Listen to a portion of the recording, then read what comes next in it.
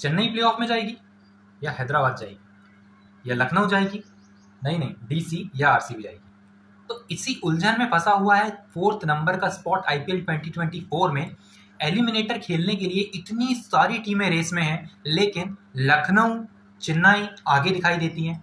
अगर बात करें इस मुकाबले की तो गुजरात टाइटंस के अगेंस्ट ये मुकाबला है, जिनके 1% से भी कम चांसेस है प्लेऑफ में जाने के। गुजरात टाइटंस का मुकाबला चेन्नई सुपर किंग्स से पिछले 6 मुकाबलों में 3-3 का एवरेज है, मतलब 3 मुकाबले जीटी ने जीते हैं और 3 ही मुकाबले जीते हैं अपने चेन्नई सुपर किंग्स ने। अब अगर चेन्नई की बात करूं तो चेन्नई एक ऐसी टीम है जो कि पिछले मुकाबले में एचपीसीए स्टेडियम में फॉर्म में आ चुकी है। लेकिन अगर बात करें गुजरात टाइटंस की तो अहमदाबाद में भी नहीं जीत पा रहे हैं। अगर बात करें वहां पर शुभमन गिल की, साई सुदर्शन की, अब साई सुदर्शन के ऊपर ही टिकी हुई है पूरी की पूरी बल्लेबाजी, तो भैया कैसे जीतेंगे?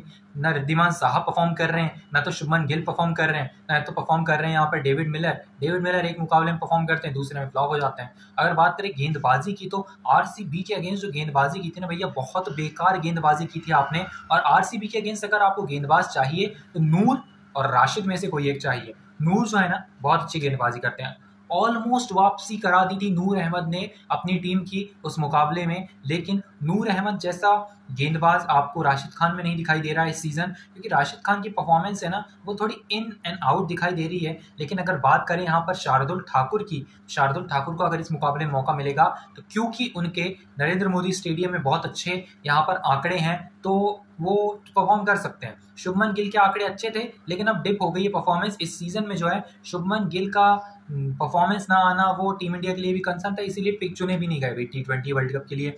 लेकिन हाँ, ये एक पहला ऐसा मुकाबला होगा जिसमें मैंने अपनी फैंटेसी टीम में ना विकेट कीपिंग सेक्शन में महेंद्र सिंह धोनी को पिक किया है। क्यों?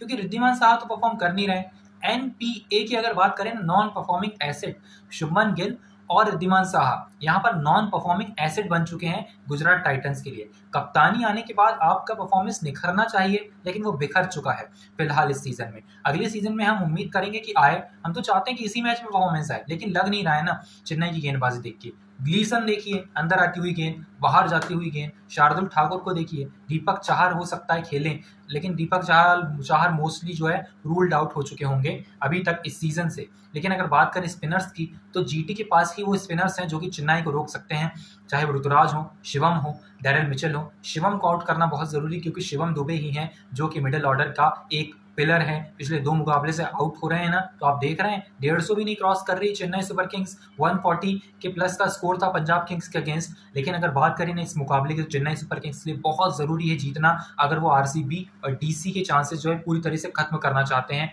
लखनऊ के साथ ही कंपटीशन रखना चाहते हैं अपना इस 4th स्पॉट के लिए। चेन्नई के लिए बहुत जरूरी, लेकिन जीटी कमाल कर सकते हैं नूर अहमद और राशिद खान के अंडर।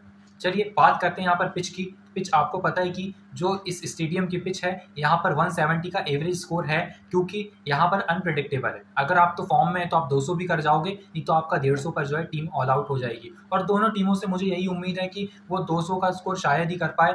तो इसीलिए जो मैचअप्स मैं बताता हूँ वो है शुभमन गिल के अगेंस्ट ग्लीसन, शार्दुल ठाकुर के अगेंस्ट शिवम दुबे, नूर अहमद और राशिद खान के अगेंस्ट शिवम दुबे, और स्पिनर्स के अगेंस्ट कोई भी स्पिन करे वहां पर तो उनके अगेंस्ट शिवम दुबे, ऋतुराज गायकवाड़ के अगेंस्ट ग्लीसन। अगर बात करें यहाँ पर किसी और बल्लेबाज की तो किसी और बल्लेबाज में आपको कौन दिखाई देता है? साई सुदर्शन। साई सुदर्शन के अगेंस्ट आप ट्राई कर सकते हैं शायद, वहां पर भी आपको ग्लीसन ही दिखाई देते हैं, कोई और तो दिखाई दे नहीं रहा है। मुस्तफिजुर रहमान अगेंस्ट साई सुदर्शन। ये जो 3 मैचअप्स हैं ये आप देखने लायक होंगे।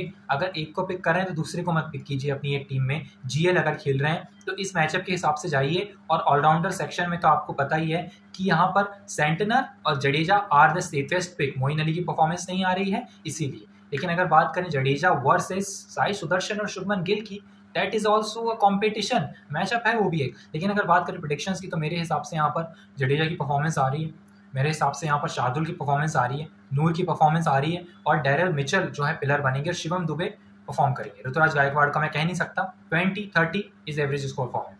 तो मैंने अपनी टीम में इसे पिक किया है। यहाँ पर पिक किया हुआ है मैंने महेंद्र सिंह धोनी को। और बल्लेबाजी की बात करें तो बहुत सारे बल्लेबाज रख लिए हैं मैंने। यहाँ पर रखा हुआ है साई सुदर्शन को, डैरेल मिचेल को रखा हुआ है, ऋतुराज गायकवाड़, शिवम दुबे, और आप इग्नोर नहीं कर सकते इसलिए डेविड मिलर को। अगर बात करें ऑलराउंडर सेक्शन की तो शिवम दुबे को यहाँ पर बैटिंग सेक्शन में चलेगा, इसीलिए यहाँ पर आप रख सकते हैं रविंद्र जडेजा, मिचेल सैंटनर। लेकिन अगर गेंदबाजी की बात करें तो यहाँ पर आपको दिखाई देंगे शार्दुल ठाकुर, नूर अहमद और राशिद खान। राशिद खान इज एसेट और यहाँ पर दिखाई देंगे Gujarat Titans. Thank you so much for watching. We will meet you in the next video. Till then stay tuned, like, share and subscribe to our channel.